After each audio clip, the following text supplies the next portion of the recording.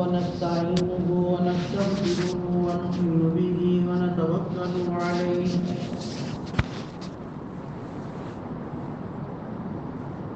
ونعوذ بالله من شرور أنفسنا ومن سيئات أعمالنا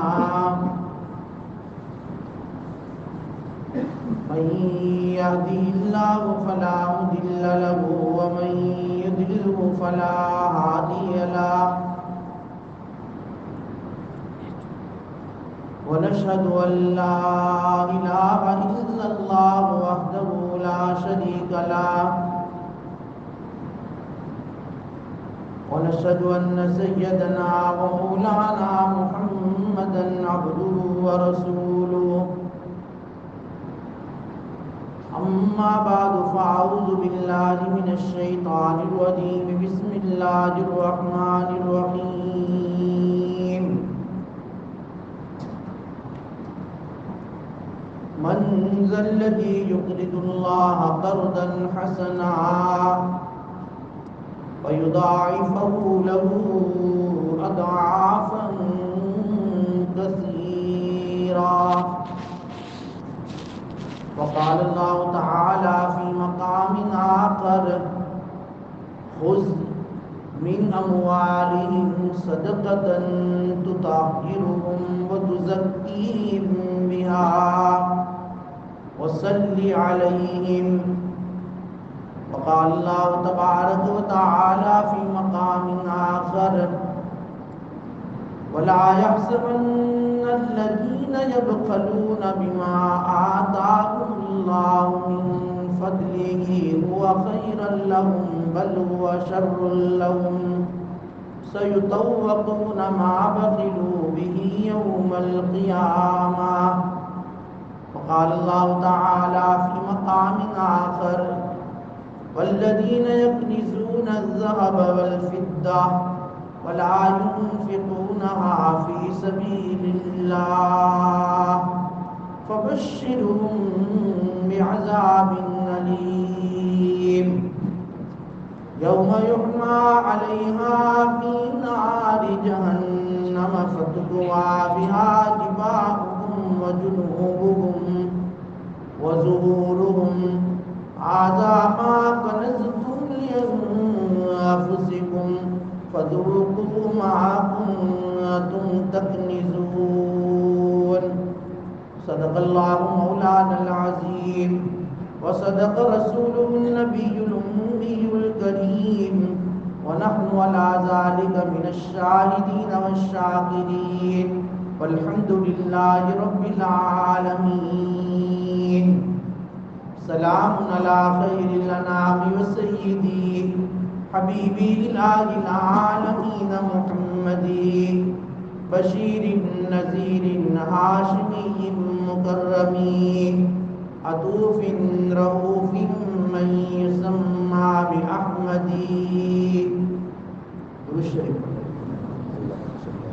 اللهم صل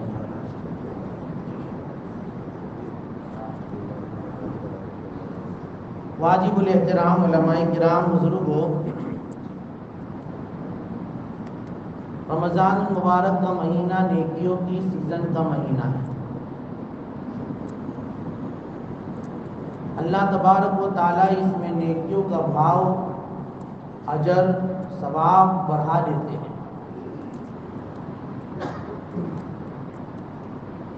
اسی مناسبت سے امت مسلمہ کا ایک بہت بڑا طبقہ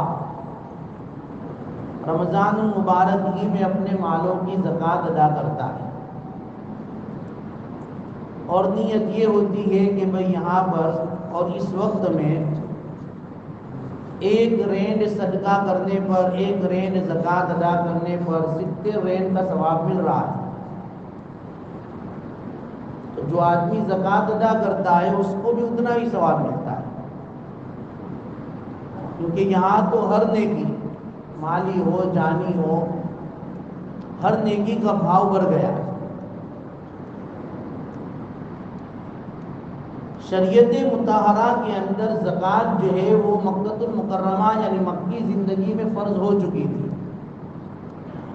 اس کے ڈیٹیلز اور تفصیلی احکامات مدینہ منورہ میں جو ہے اللہ کے نبی صلی اللہ علیہ وسلم پر نازل ہوئے. اس لیے صحابہ کرام رضوان اللہ علیہم اجمعین مکہ مکرمہ میں اپنی جو ضرورت کا مال ہوتا تھا اس کو جو ہے استعمال کرتے تھے اور باقی تمام مالوں کو اللہ کی راہ میں خرچ کر دیتے تھے. مکہ مکرمہ کی زندگی میں تو یہی جو ہے ترتیب چلی. مدینہ منورہ میں جو ہے پوری احکامات آئے کہ بھئی سارا مال جو ہے ضرورت سے زیادہ خرچ نہیں کر دینا ہے، بلکہ اس کی مقدار بتائیں کہ بھئی 40واں حصہ 2.5% جو ہے زکوٰۃ ادا کرنی ہے، باقی تمام مال اپنے پاس رکھو، چاہے تمہاری ضرورت ہو چاہے نہ ہو، چاہے اس کو بینک بیلنس رکھو چاہے اس کو جو ہے الماریوں میں رکھو، تمہارے لیے اجازت ہے. لیکن سال ختم ہو جائے تو جتنا مال الماریوں میں ہے، جتنا مال بینک میں ہے، جتنا مال اپنی شاپ اور دکانوں میں ہے، ان تمام مالوں کو جو ہے کاؤنٹ کرو، حساب کرو، اور اس کا جو 2.5% ہے، 40واں حصہ ہے، وہ حساب کر کے اللہ کی راہ میں خرچ کر دو. یہ حکم آ گیا. اب یہ جو ہے ادا کرنا فرض ہے، جیسے نماز فرض ہے، روزہ فرض ہے، اس طرح مالوں کی زکوٰۃ کا ادا کرنا یہ فرض ہے. قرآن کریم میں تقریباً 25 مقامات ایسے ہیں جہاں پر اللہ تعالیٰ نے نماز کے ساتھ زکوٰۃ کا جو ہے حکم دیا ہے. اقیموا الصلاۃ وآتوا الزکاۃ. ہم قرآن پڑھتے ہیں، رمضان میں تو ہر ایک پڑھتا ہے. یہ آیت کریمہ جو ہے اس کی نظروں سے گزرتی ہوگی کہ وہ اقیموا الصلاۃ وآتوا الزکاۃ. جہاں نماز کے قائم کرنے کا حکم وہاں زکوٰۃ ادا کرنے کا حکم. اب اگر کوئی نماز تو پابندی سے پڑھے اور زکوٰۃ ادا نہ کرے، حدیث میں آتا ہے اس کی نماز بھی قبول نہیں، کیونکہ اس نے نماز اور زکوٰۃ میں جو ہے فرق کر دیا. حالانکہ نماز اور زکوٰۃ دونوں فرض ہیں. اب تم نماز پڑھ رہے ہو، زکوٰۃ نہیں دیتے اپنے مالوں کی. نماز کا انکار کرنے والا جس طرح کافر، زکوٰۃ کا انکار کرنے والا کافر. زکوٰۃ کا نہ دینے والا نہیں کہہ رہا ہوں، زکوٰۃ نہیں دیتا یہ الگ بات ہے، یہ گناہ ہے، لیکن انکار نہیں کرتا تو کافر نہیں ہوگا، البتہ گنہگار ہوگا اور سخت گناہ ہوگا. وشدد الوعید علی المقصرین فیہا. بہت سخت وعید ہے جو زکوٰۃ کے اندر کمی کرنے والے، نہ دینے والوں کے لیے تو سخت آیتیں جو ہے میں نے خطبے کے بعد پڑھی کہ قیامت کے دن اللہ تبارک و تعالیٰ ان کے ساتھ کیا معاملہ کرے گا. اس لیے قرآن کریم میں جہاں اللہ تعالیٰ نے اپنی عبادت کا تذکرہ کیا ہے وہاں والدین کے ساتھ اس نے سلوک کا تذکرہ کیا. دیکھو 3 چیزیں اللہ نے ساتھ ساتھ بیان کی ہیں. جہاں بھی اللہ تعالیٰ نے اپنی عبادت کا تذکرہ کیا، وَإِذْ أَخَذْنَا مِيثَاقَ بَنِي إِسْرَائِيلَ وَقَضَىٰ رَبُّكَ أَلَّا تَعْبُدُوا إِلَّا إِيَّاهُ وَبِالْوَالِدَيْنِ إِحْسَانًا. وہاں اللہ تعالیٰ نے والدین کے ساتھ اس نے سلوک کا حکم دیا کہ بھائی جس طرح تم میری عبادت کرتے ہو، مجھے اپنا رب مانتے ہو، بھائی اسی طریقے پر تم اپنے والدین کی خدمت کرو. جس طرح میں تمہارا حقیقی خدا ہوں، تمہارے والد تمہارے مجازی خدا ہے. ہاں، اس کے ذریعے سے تو تم نے دنیا دیکھی ہے. اس لیے جہاں بھی اللہ نے اپنی عبادت کا تذکرہ کیا، ساتھ میں والدین کے ساتھ اس نے سلوک کا حکم دیا، ان کے ساتھ اچھا برتاؤ کرو. اور جہاں اللہ تبارک و تعالیٰ نے بھائی نماز کا حکم دیا وہاں زکوٰۃ کا حکم دیا. یہ ساتھ ساتھ بیان کیا ہے. اور جہاں اللہ تبارک و تعالیٰ نے ایمان کا تذکرہ کیا وہاں عمل صالح کا تذکرہ کیا. یہ 3 چیزیں ساتھ ہیں. ان الذین آمنوا وعملوا الصالحات اقیموا الصلاۃ وآتوا الزکاۃ وبالوالدین احسانا. یہ ساتھ ساتھ تذکرہ ہوا ہے. اس لیے زکوٰۃ ان الزکوٰۃ احدی مبانی الاسلام، زکوٰۃ اسلام کا ایک اہم رکن ہے. اس کو انکار کرنے والا، اس کا نہ دینے والا، یہ جو ہے شریعت اسلامیہ کی نظر میں انکار کرنے والا تو کافر ہے، نہ دینے والا گنہگار ہے.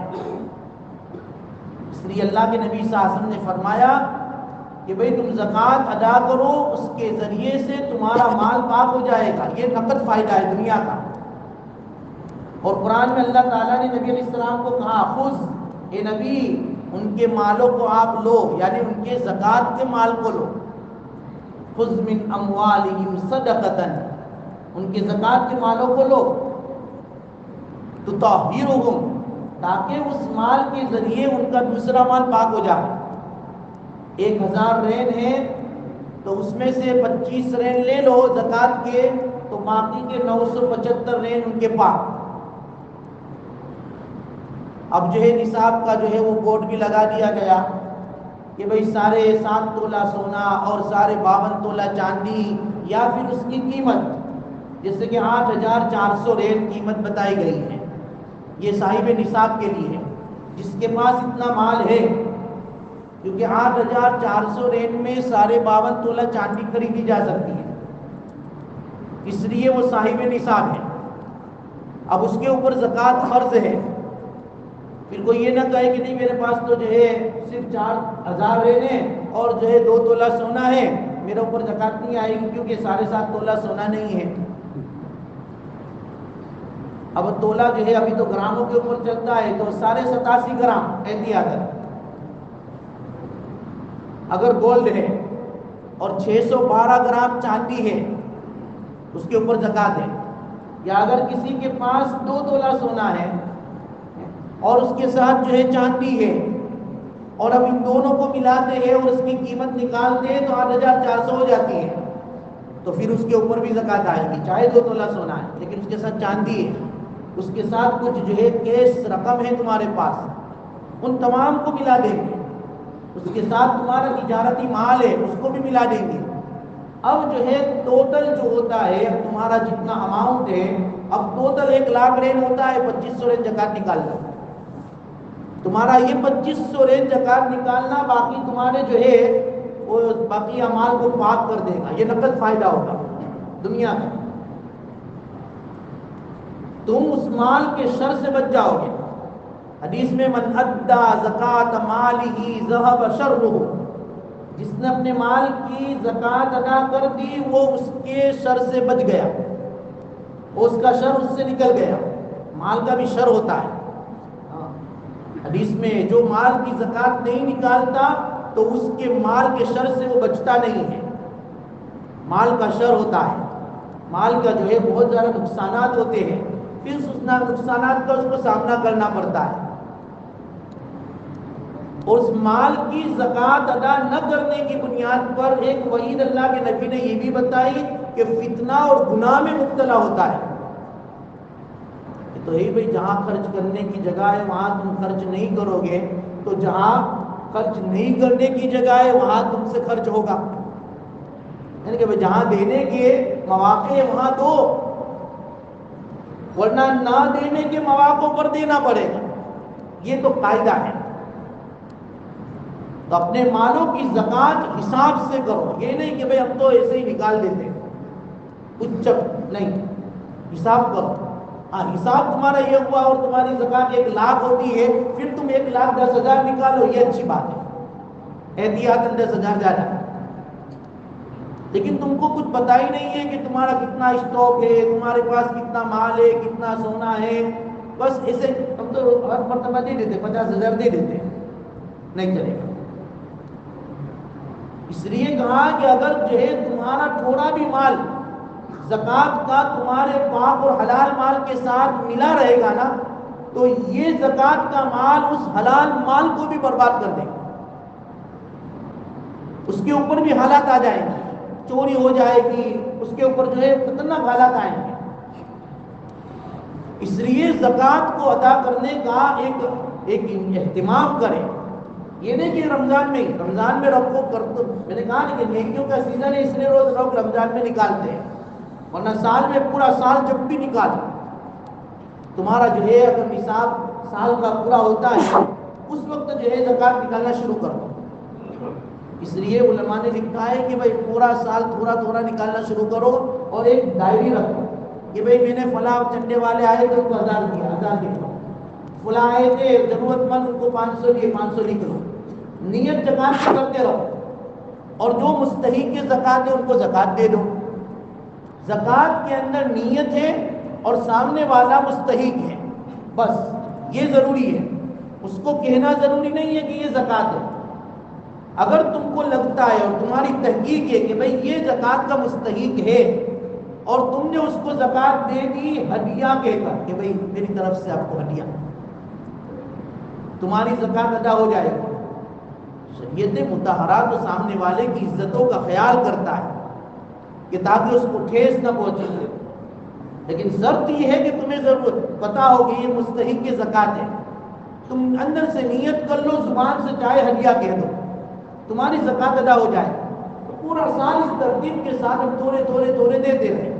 اب رمضان کا ہمارا سال ختم ہوتا ہے, رمضان میں پورا کاؤنٹ کر لیں کہ بھائی میں نے پورے سال میں کتنی دی ہے زکوٰۃ, تو کہ میں نے 25,000 تو آلریڈی نکال لی.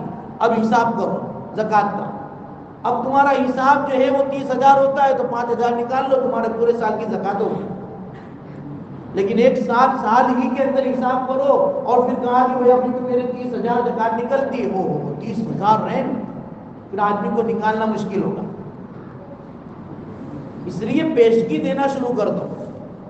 نہیں دی ہے ادھار بھی دے سکتے ہیں کہ بھائی گزشتہ سال کی باقی ہے اس کو پہلے پوری کرو, لیکن زکوٰۃ کے اندر بہتر یہ ہے کہ سال پورا ہو فوراً دے دو, اس میں تاخیر نہ کرو. تاخیر کرنے کی اس میں بہت بڑا نقصان ہے.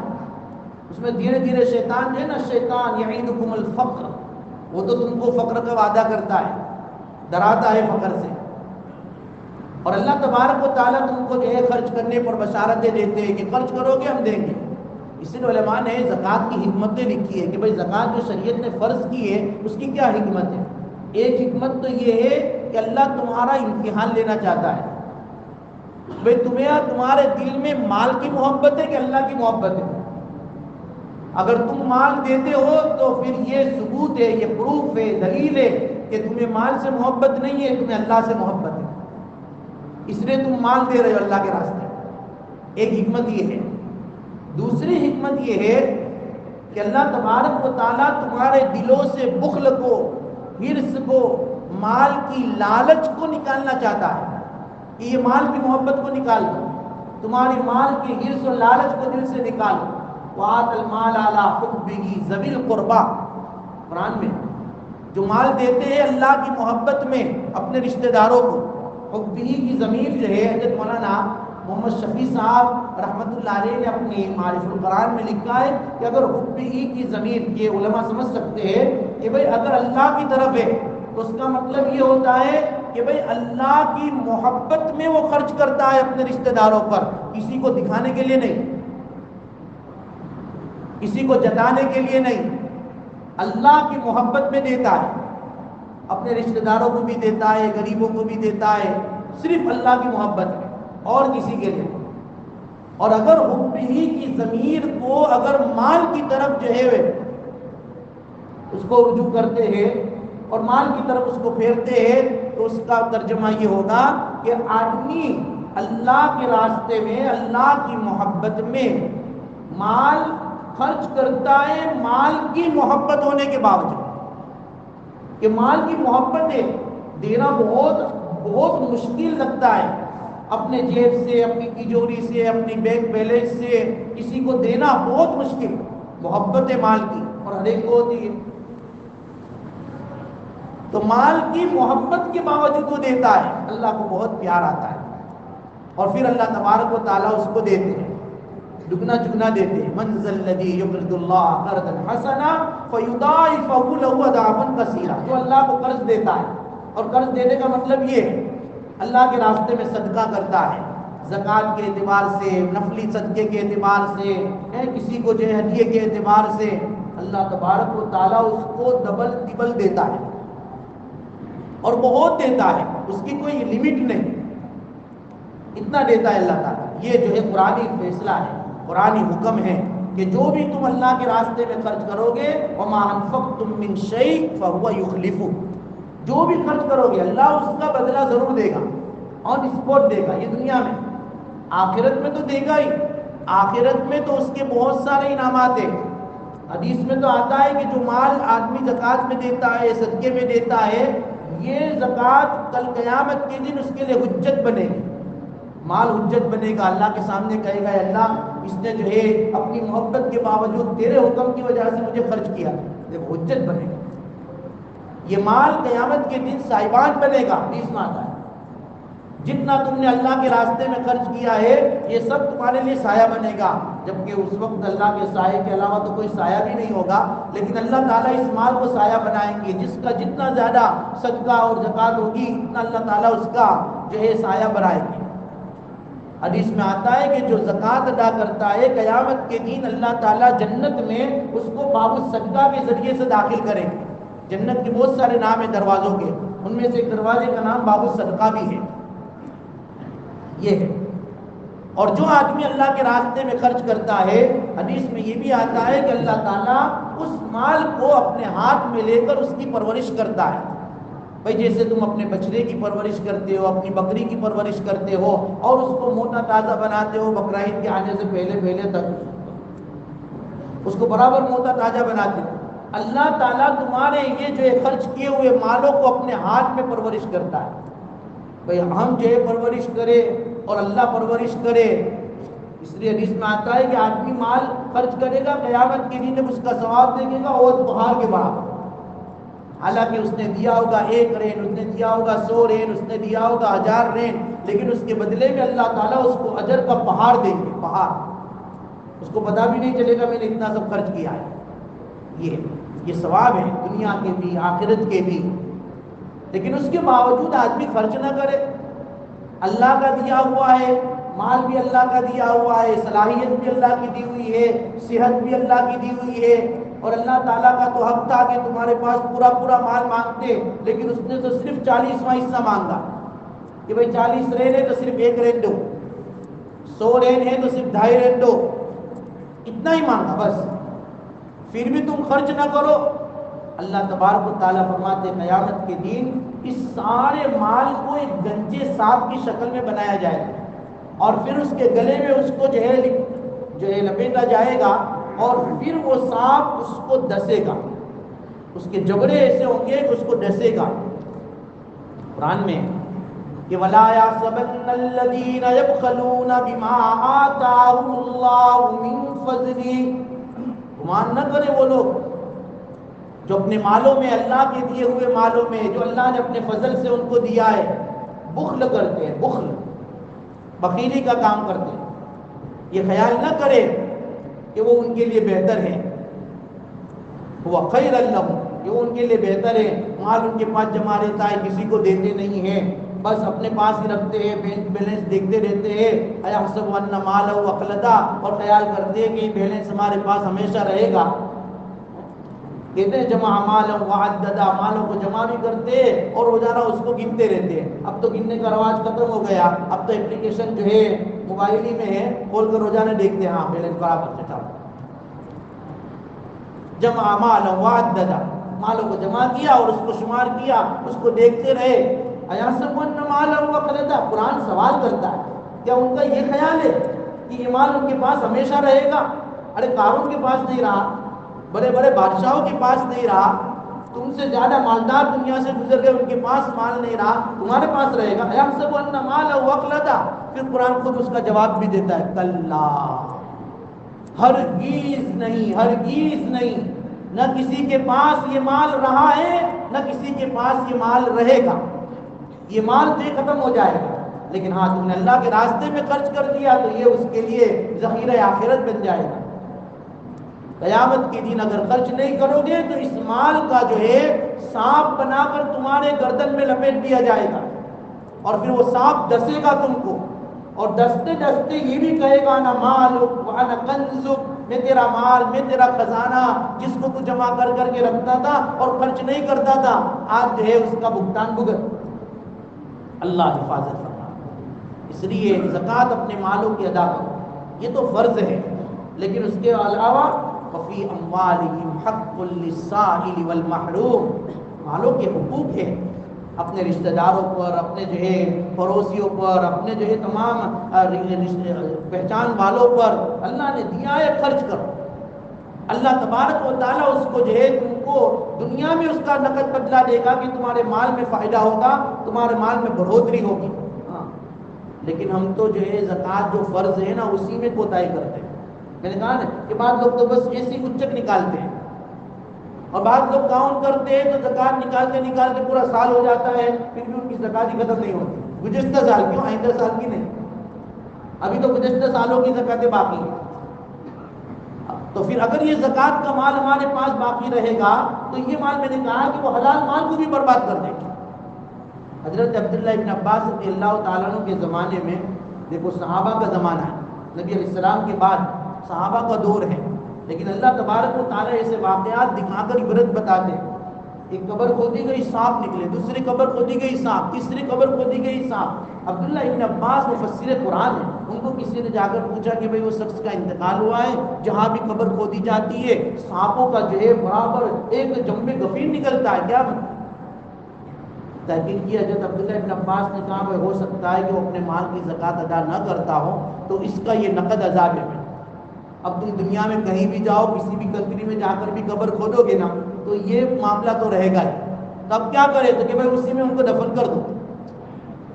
اللہم احفظنا من، جب وہ صحابہ کا دور ہے اور یہ حالت اللہ تعالیٰ نے دکھا دی کہ بھائی چاہے کوئی بھی ہو، اگر وہ اپنے مال کو ادا نہیں کرتا ہے اس کو یہ سزا بھگتنی ہے۔ اس لیے اپنے مالوں کی زکوٰۃ نکالنے کا ہم اہتمام کریں، بہت ضروری ہے۔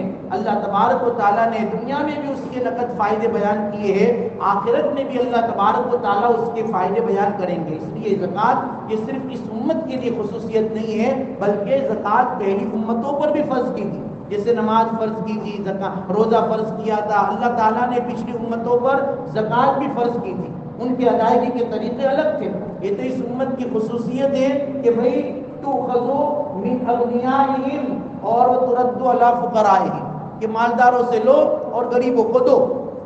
اس پر تو ہم کو خوشی ہونی چاہیے کہ ہمارے مال کے ذریعے سے کیا ہوتا ہے بھائی، ہمارے غریب بھائیوں کی حفاظت ہوتی ہے۔ اس لیے میں نے 3 حکمتیں بتائی، اس میں ایک حکمت یہ بھی ہے۔ پہلی حکمت تو یہ ہے کہ اللہ تعالیٰ تمہارا امتحان لینا چاہتے ہیں۔ دوسری حکمت یہ ہے کہ تمہارے دلوں سے اللہ تعالیٰ بخل کو ختم کرنا چاہتے ہیں، اور تیسری حکمت یہ ہے کہ اللہ تبارک و تعالیٰ اس زکوٰۃ کے ذریعے سے تمہارے معاشرے کو صحیح کرنا چاہتے ہیں، کہ تمہارے معاشرے کے اندر غریب بھی ہے، غربا بھی ہے، تمہارے معاشرے میں یتیم بھی ہے، بیوہ بھی ہے، ان کی جو ہے خبر گیری کرو اور ان مالوں کے ذریعے ان کی جو ہے ہیلپ کرو، مدد کرو۔ تو یہ ہے، تو اللہ تبارک و تعالیٰ نے اس امت کی خصوصیت یہ رکھی کہ مال کو مالداروں سے لے کر غریبوں کو دے دو۔ پہلے زمانے میں ایسا نہیں تھا، مال جو زکوٰۃ کا تھا پہلے تو چوتھا حصہ مال تھا، زکوٰۃ فرض تھی چوتھا حصہ، ہمارے پاس تو 40واں حصہ فرض تھا، ان کا چوتھا حصہ فرض تھا، اور وہ بھی جو ہے زکوٰۃ نکال کر اور پہاڑ پر رکھ دینا۔ پھر وہ پہاڑ پر رکھ کے کیا ہوتا کہ بھئی آگ آتی تھی اللہ کی طرف سے اور اس مال کو کھا جاتی تھی، جلا کر راکھ کر دیتی تھی، کسی کے بھی کام کی نہیں، بس تمہارا مال تمہارے جو ہے چوتھا حصہ وہاں رکھ دو، اللہ کی طرف سے قبول۔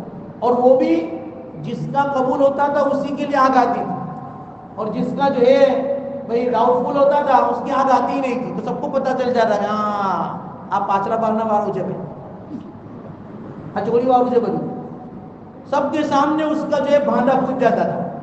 اللہ نے ہمارے لیے تو ستاری کا معاملہ کیا ہے، کچھ بھی جو ہے ڈکلیئر نہیں کیا، ایسا بھی نہیں کہا کہ بھئی وہاں رکھ دو پہاڑ پر سپاہ سجا کے کہ جو ہے تمہاری زکوٰۃ آئے گی اور جو ہے آگ آ کے کھا جائے گی، اور جس کی نہیں آئے گی سارے لوگ دیکھنے جاتے رہا روزانہ، چلو جو جا بھی کونی جو ہے زکوٰۃ گئے اور کونی باقی چھے۔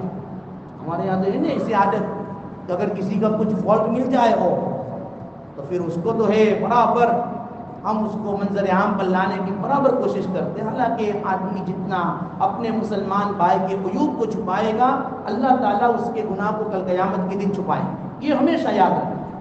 کسی کی اگر برائی، کسی کی جو ہے غلطی یا کسی کا کوئی عیب بھی ہمارے سامنے ڈکلیئر ہو جائے خدا کے واسطے اس کو جو ہے ظاہر مت کرو، اس کو جتنا ہو سکے اتنا چھپاؤ۔ من ستر مسلمن، حدیث میں جس نے مسلمان کے عیوب کو چھپایا، مسلمان کے گناہ کو چھپایا، مسلمان کی کوئی غلطی اس نے دیکھی اور اس نے جو ہے نظر انداز کیا، اللہ تعالیٰ قیامت کے دن اس کے گناہ سے نظر انداز کر لے گا۔ ہم چاہتے ہیں کہ ہمارے گناہ سے اللہ نظر انداز کر لے بھائی، تو ہم جو ہے لوگوں سے نظر انداز کرنا سیکھیں، ہر ایک کی جو ہے برائی کو، غلطیوں کو، اس کے گناہ کو ظاہر کرنے سے بچے، اللہ ہماری حفاظت فرمائے۔ تو بہرحال زکوٰۃ شریعت اسلامیہ کا ایک اہم رکن ہے، اس کی ادائیگی ہمارے اوپر فرض ہے۔ اس کے جو جو مسائل ہیں وہ انشاءاللہ تعالی ہم فجر کے بعد سنتے ہی سنیں گے، تو اس کے مطابق اپنے مالوں کی زکوٰۃ دیں۔ کس پر مال زکوٰۃ واجب ہوتا ہے، کس پر نہیں ہوتا ہے، کس کو دینا چاہیے، کس کو نہیں دینا چاہیے، یہ ساری پوچھ کر جو ہے ہم بیان کریں۔ قرآن کریم میں 7 مصرفوں کو ذکر کیا ہے، ان 7 مصرفوں پر اول ویلا میں جو ہے زکوٰۃ کو جو ہے خرچ کرے کہ بھئی فقراء پر خرچ کرے، مساکین پر خرچ کرے، عاملین پر خرچ کرے۔ اسی طریقے پر جو ہے مؤلفۃ قلوب جو پورا جو ہے پوری فہرست بیان کے مصرف زکوٰۃ کی، اس میں جو ہے اپنی زکوٰۃوں کو ادا کرنے کی فکر کرے۔ اللہ تبارک و تعالی ہمیں کہنے سننے سے زیادہ عمل کرنے کی جو ہے وہ توفیق